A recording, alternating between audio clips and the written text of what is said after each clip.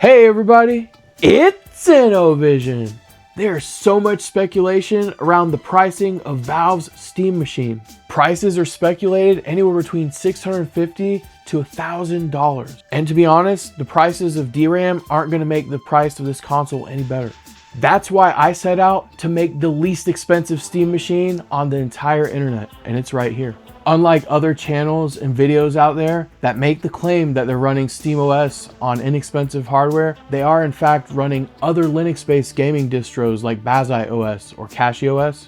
What I've crafted is sub $100 hardware running the official SteamOS. Stick around, cause you don't wanna miss any of it. As we get started, a couple of quick shout outs to folks in the community. I'd like to thank C. Willis for your generous tip in my tip jar. It's through contributions like this I'm able to keep making awesome videos and expand the reach of our channel. I'd like to thank Felix, the app developer behind the SteamOS companion app, Deck Filter. His app allows you to filter games based on ProtonDB compatibility, playtime, ratings, and so much more. It even allows you to make playlists of some of your favorite games. He sent over a copy of it for me to try, and I can't wait to try it out. For the remainder of this video, the structure is as follows. First, I'll go over the hardware and cost considerations. Then I'll share a quick teardown of this console and the hardware I upgraded to pull this off. Next, we'll go over SteamOS running on this sub $100 hardware, and I'll show you how everything's working. Then I'm going to take it for a test drive and show a few games running on this hardware. And by the end of this video, there's going to be a discussion around future work and extensions of this idea. Let's get started. So what we have here is the Atari VCS. It's a console that Atari made, I think in 2017. And I picked it up for $100 as part of Amazon's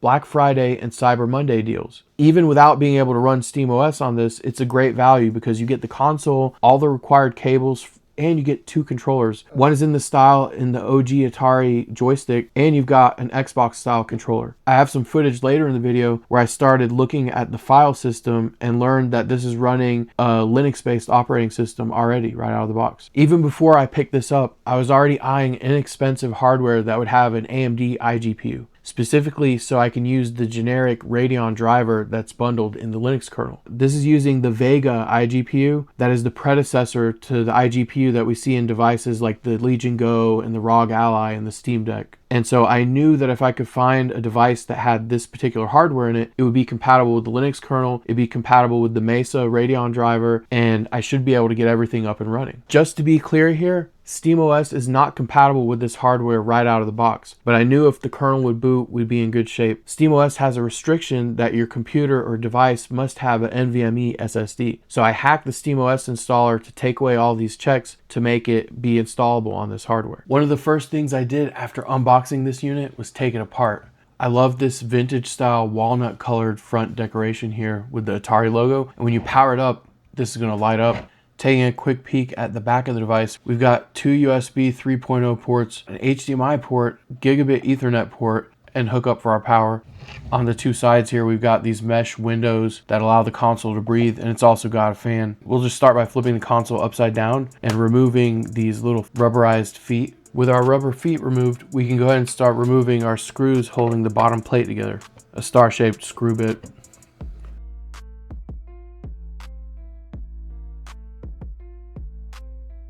Next thing we have to do is pry off this panel clip. There's one on the front and the back, and it just kind of pops off. There's no other tools needed at this point. All right, and now for the one on the front. This one's the decorative one. All right, it's removed. And now we're just gonna carefully, see there's a little wire here. We're gonna just kind of leave it carefully attached.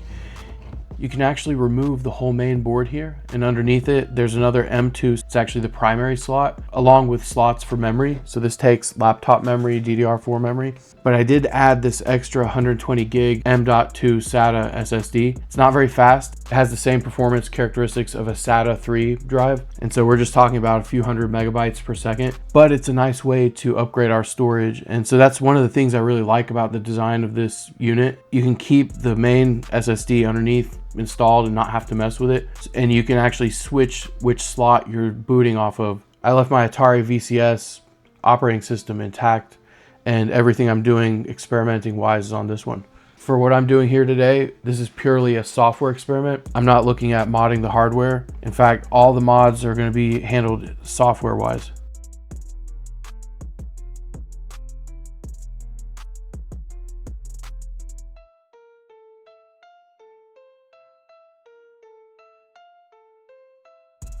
So we've got everything reassembled and we're ready to fire it up. All right, so we've got SteamOS 3.9 loaded up on here. About to show you here. So we're using the main update channel with the stable client. We go all the way down here to our OS properties. So we're on SteamOS Hollow 3.9.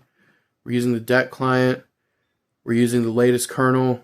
You can see we're on the January 21st client. But this is where things get interesting here. So we've got authentic AMD APU here, and our iGPU is a Radeon Vega. So our total RAM's like 8 gigs, with 2 of it being dedicated to our VRAM. But this is a true testament to the robustness of Linux drivers. So what we're looking at here is a 4K HDR LG gaming monitor. It supports up to 120 Hertz refresh rate. Now I can support the full 4K with HDR and everything, but it does feel kind of sluggish on this dated hardware. So here we go, we've got the full resolution here, but it seems like we can't go more than like, 15 to 20 frames per second. And that makes sense. This hardware wasn't intended to do HDR. The reason why we're getting HDR here is because coming from the video driver. This is meant to be a 720p gaming setup. And really it's meant for like indie games and old retro games, given that Atari's customized their operating system. So I'm going to go in here and just set it to 720p at 60 frames a second. And everything runs smooth here. See, we're getting our 60 frames a second. I also want to show that we can toggle HDR on and off. So if we go in here, so here's our HDR toggle. If I flip it off, you can see our image will get pale. But when I flip it on, in the top right corner, look for the HDR logo. This is just coming from the display showing that HDR is enabled. There you go. See it?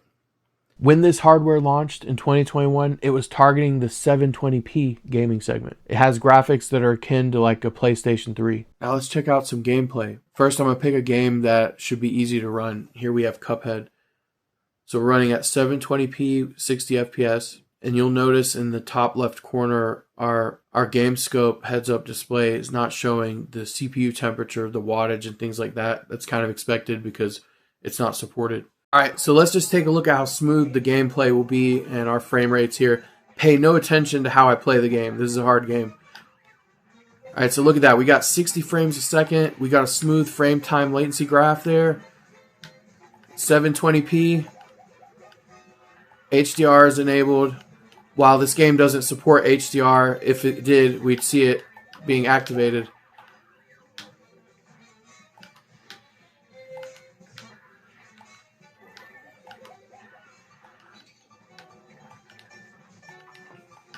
Alright, so we made it about halfway on this boss that I haven't played in a few years now. That's a good sign.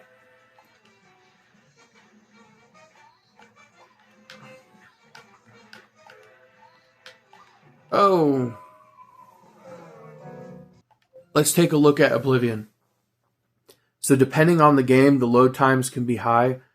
For smaller games like, emulators that are running 8-bit games, it'd be fast for things like that. Indie and pixel graphic games are not bad. Like Cuphead has reasonable load times. For example, the first time I ran the DirectX to Vulkan shader compilation for Oblivion, it took around 7 minutes. So we got our Vega 3 graphics card. We've got 2 gigs of VRAM allocated. We've got HDR enabled. We've got very low settings. Let's see how smooth our gameplay will be. So this is using the same controller setup that you would have if you were playing this on Xbox 360, for example, or very similar to the PlayStation 3 setup. And to that end, I'd have to say that the load times are better than they would be on a PlayStation 3 or Xbox. So there's that.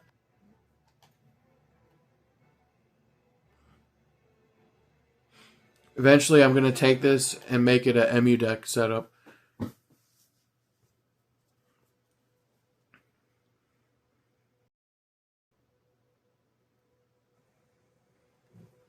And look at that. It's raining. We got 60 frames a second.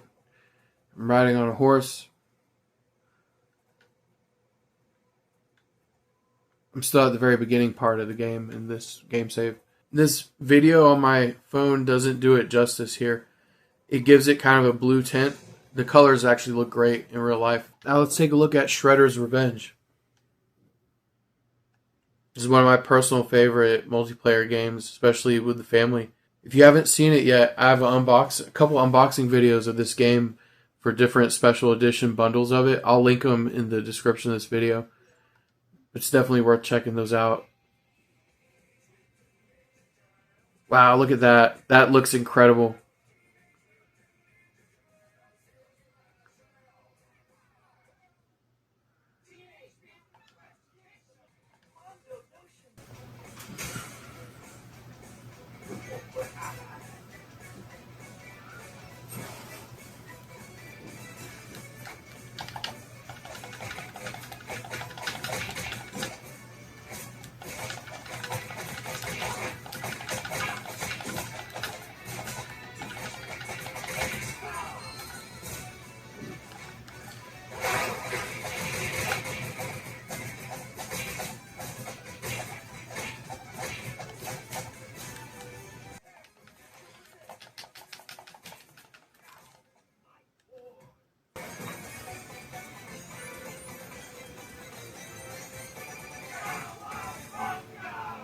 Now let's take a look at Portal.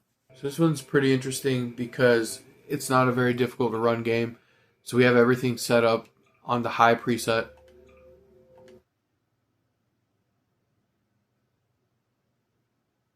If counseling will be available at the conclusion of the test. This looks and plays great.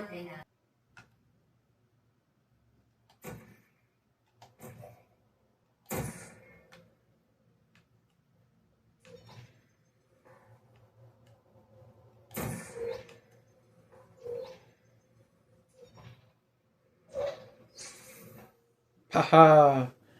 Wow, that is incredible. To be able to see SteamOS and all of these games running on this $100 console, it's almost like a dream come true. In the past, I've already put together my own Steam machine using high-end computer parts long before everybody else has been posting videos about it, and even before Valve announced the Steam machine. In terms of future work and directions, there's several. First and foremost, we've kind of dabbled with this already on the channel a little bit, tinkered with custom SteamOS installer scripts, thanks to the work of Alexander. For example, I rewrote the SteamOS installer to disable any checks for the hardware that it's trying to install to. But we could potentially make our own community-based installer that allows you to install it on multiple different hardware configurations that aren't naturally supported. Really, the only prerequisite is that the SteamOS recovery media has to be able to boot on the device. And technically, you don't even need it to have to boot on the device. It just simplifies things. When you're installing in Linux, you're just copying bytes from a source to a destination. And so our installer will take data payloads and copy it from point A to point B. And so that's all I did to circumvent the checks in this installer here to get this to run on the Atari VCS. But it would be interesting to see a community-driven installer or something that's more general. I want to spend a little bit of my time more in the how can I push this kind of configuration to the limits versus how to generalize and install it. For example, an exciting upgrade that I'm looking into is the possibility of a $50 hardware add-on to be able to run AAA games at higher frame rates and higher resolutions, still using this hardware. In fact, I already have something ordered and I'm waiting for it to come in the mail. What do you all think about my solution to the Steam machine pricing problem? What future work would you like to see? What future directions would you like to see us take it? Your suggestions, your comments, and your engagement not only help the community out, they help drive all the future discussions. Be sure to hit the like button on the video, hype it up, and subscribe. That way you don't miss all the amazing toys and gaming tips we've got coming down the pipeline.